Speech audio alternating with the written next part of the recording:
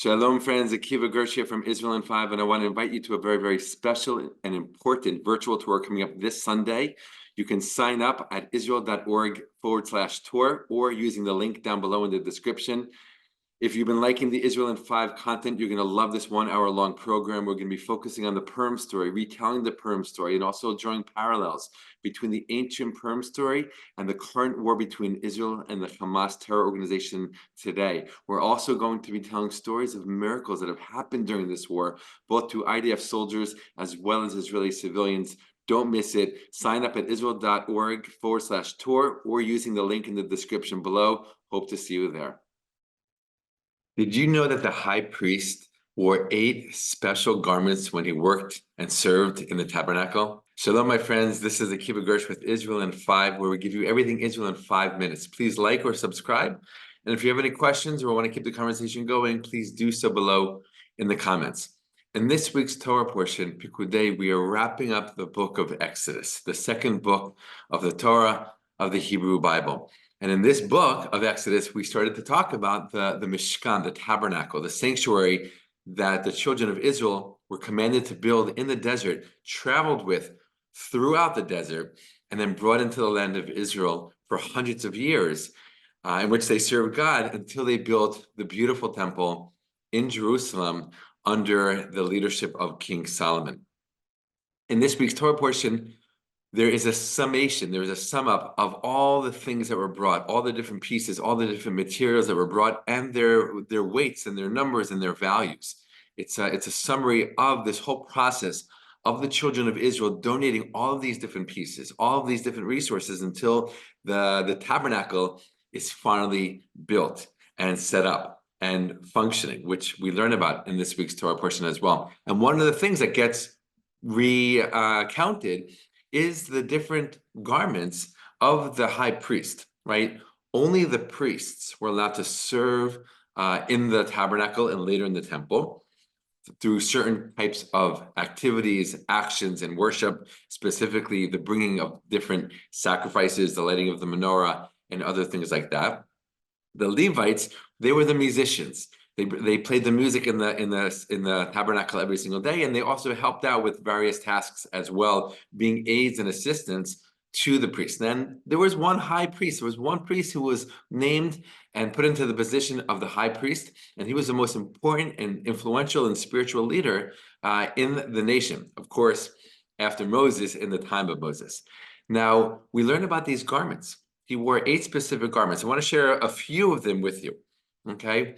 One of them is that he had this me'il, he had this kind of cloak that was made purely of a color called techelet in Hebrew. That's kind of like a blue purplish. It's like a very royal kind of color.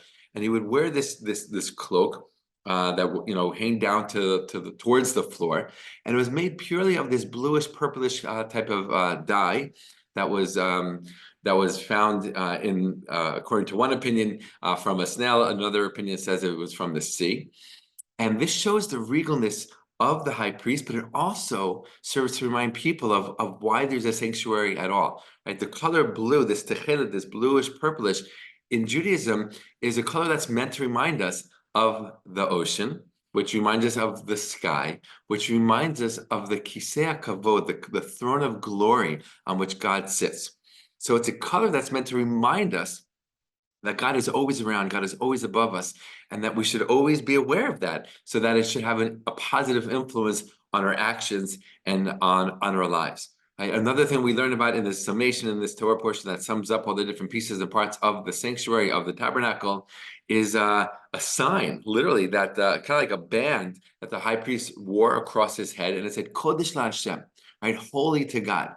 And this reminder, of bringing forth this value of holiness in all that one does, especially when it comes to thoughts, right? The power of one's thoughts, right? We can see holy actions, we can hear holy words, but to know someone's thinking holy thoughts is a whole other thing, right? And it's really meant to seep into the consciousness, into the mind, so to speak, of the high priest, that also he should have holy thoughts, because he is in a position to influence the entire nation. And that's actually the last thing I want to share with you, is another thing that he's wearing is this vest. And on this vest had different precious stones.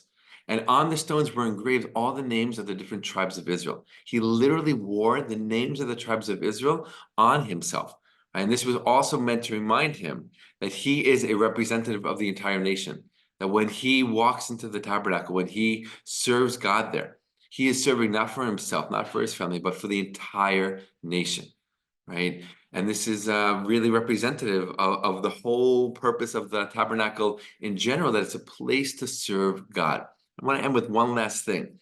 We also learned towards the very end of this week's Torah portion, which is the end of the book of Exodus, that when everything's done and the tabernacle has been created, built, and set up, and it's ready to be used, what happens? A cloud comes and descends, right? Representing God. A cloud descends on the sanctuary, on the tabernacle, and Moses is not able to go in to the tabernacle as long as that cloud is there. And I think it reminds us of something really, really important, that as much as the children of Israel put their hearts and their souls and all their energy and efforts into building this tabernacle, right? It still is just a physical place. It is still, though it has holiness and has importance and meaning, right? It's still not the end all be all. It doesn't represent God, right? It's not God's self, so to speak, in this world. It's a kli, as we call it in Hebrew. It's a vessel, it's a tool through which and in which to serve God. But of course, it's not God itself, right? God's self, so to speak, right? So when the cloud comes down and covers the tabernacle, it's kind of like God saying, okay, amazing, you did something really powerful, really, really important, but know that me, God, right, I'm way beyond this.